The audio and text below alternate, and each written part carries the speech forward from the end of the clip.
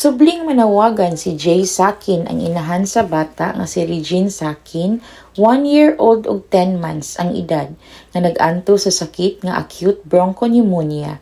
Kinsa nagdulog na kinig oxygen sukad sa bulan sa Enero ning tuiga. Diin gidala nila sa Marawi City Hospital gikan sa Ozamis nga Tambalanan. Makita nato sa video ang kahimtang sa bata.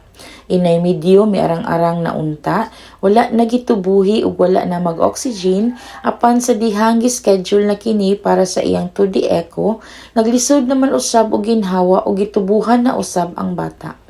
Misamot kalisod ang pamilya sa bata ug kinahanglan nila ang dugang pinansyal ug buot si Jay ang inahan sa bata na subling mangayog hinabang alang sa ilang mga panginahanglan.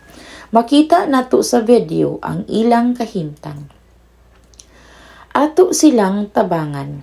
Ipadala lang ang tabang alang ni Baby Regine Sakin sa padayong pagpatambal.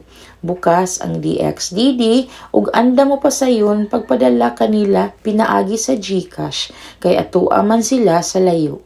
Samtang salamat kaayo kanimo di magpaila nga taga Purok 5 sa San Antonio, Ozamis City sa imong gitunol nga 1,000 pesos.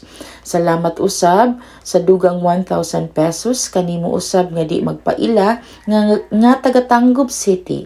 Salamat sa 1,000 pesos usab kanimo di magpaila nga taga Kinumansor. Ug sa 650 pesos nga gitunol sa wa usab magpaila. Dako kaayo ug matabang ang imong gitunol nga kantidad sa mga kabus nga modangup sa DXDD. Sa mga kanunay nagsuporta, daghan kaayong salamat kaninyong tanan. Ang Dios na mag-igong motabang ug mobalo sa inyong buhat sa kaluoy.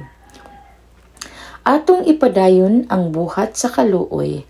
Kaninyo usab nga but motunol og donasyon alang ni Baby Regine Sakin, bukas ang buhatan ug anda mo pa sayon diin gipadalhan sila kagahapon og igong kantidad pinaagi sa GCash gikan sa pundo sa DXDD Operation Tabang.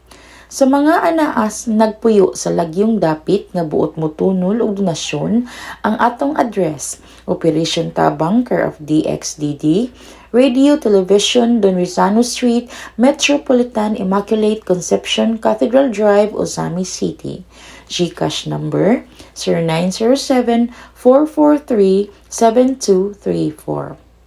Sa ngalan sa tanang nagtunol og donasyon ug sa ngalan usab ni Ate V, ako si Ivik Palaw, His Hulga, DXDD Operation Tabang.